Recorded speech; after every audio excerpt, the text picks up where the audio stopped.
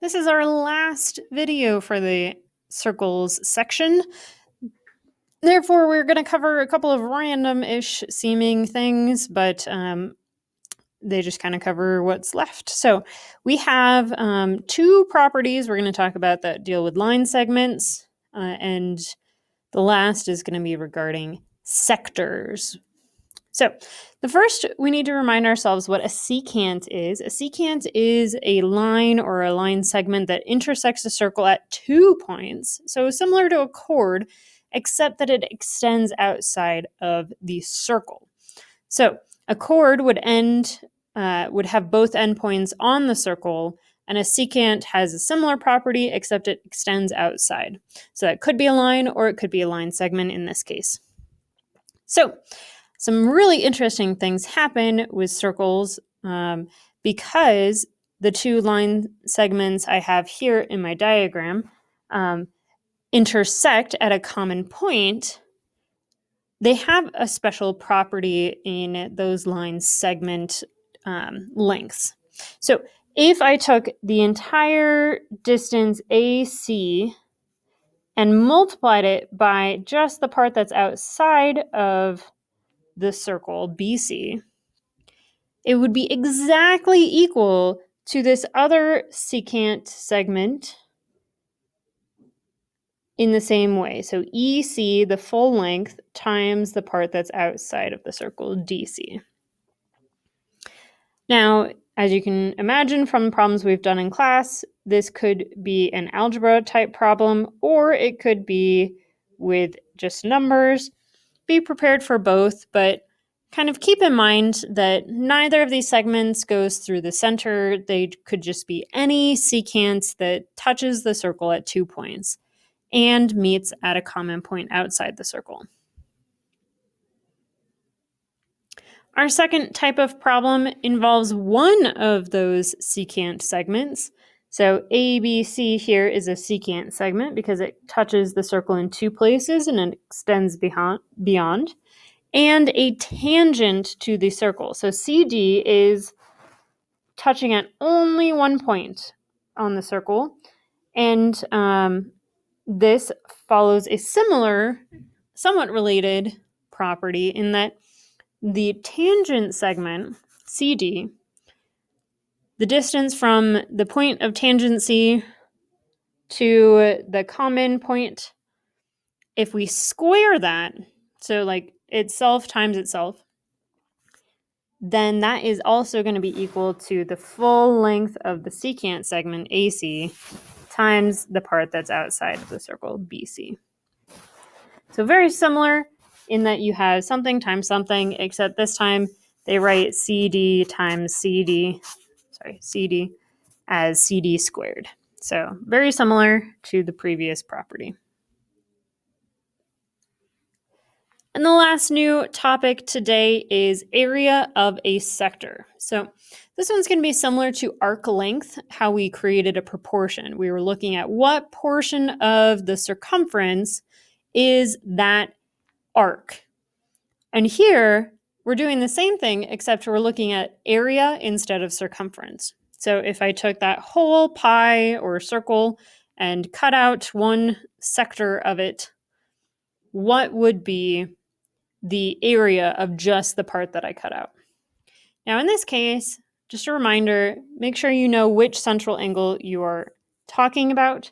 So if I was given information about the other part, I can still deduce that it's 360 minus the one that I'm given. I'm asked about finding the area of this orange section. So I'm not actually finding the area of the blue section, but I could do both. And here's how we set up our proportion. It's very similar to the arc length. We're going to put the central angle degree on the top. On the bottom is information about any circle. So out of 360 degrees, we're looking at the portion that is 200 degrees. But we need to have it grounded to an actual circle with a radius. So our second half has our mystery number, the portion that we're trying to find of the area. And then on the bottom is the area of the circle. In this case, I only got the radius, so I'm going to have to plug it into pi r squared. We do our usual cross multiplication, 200 times 36 pi, 360 times x, and set up our equation and solve. Now the last step, some of us have been trying to do units, which is awesome. And just remember, because this is area, our units are going to be squared. Now this was for the orange section of the circle. If I wanted the blue section, the only part I would have to change is the central angle at the top would be 160 instead of 200. Now, because this is our last video for this unit, I wanted to just do a quick review of what are all the different types of problems that we have seen.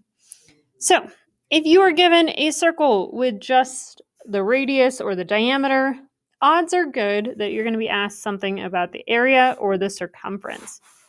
So, this would be more of a review question, something from back in the day when you learned pi r squared and 2 pi r.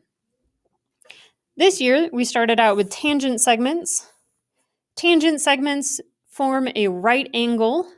And notice how I have a dot here. So here we're extending from the center of the circle out. And so if those meet at a point with the tangent piece, they form a right angle. And another thing we remember is that this distance here is the same as this distance here. So even if they try to break up that hypotenuse, you can still use the radius as that part of the hypotenuse. Next, we learned about two tangent segments that meet at a common point. We learned that they must be congruent. We also learned that the arc that they form creates a quadrilateral with very predictable angles here and here of 90 degrees. And so we can add the angles to 360 to figure out one of the missing ones. Next, we have our new ones that we learned today. The length of the secant segment times the part that's outside of the circle, if they meet at a common point, is equal to the other line segment times the part that's outside of the circle. Or with a tangent segment, we just square that part. Last, if you are given an angle or a segment, so you see the radius twice, so this would be the center of the circle, you're probably going to be asked for the arc length. That would be from here along here. That would be part of the circumference. Or you're going to be asked about the area of that whole segment, or perhaps the area of the other segments. And both of those types of problems require a proportion. That's a quick review. If you have any questions, ask them in class.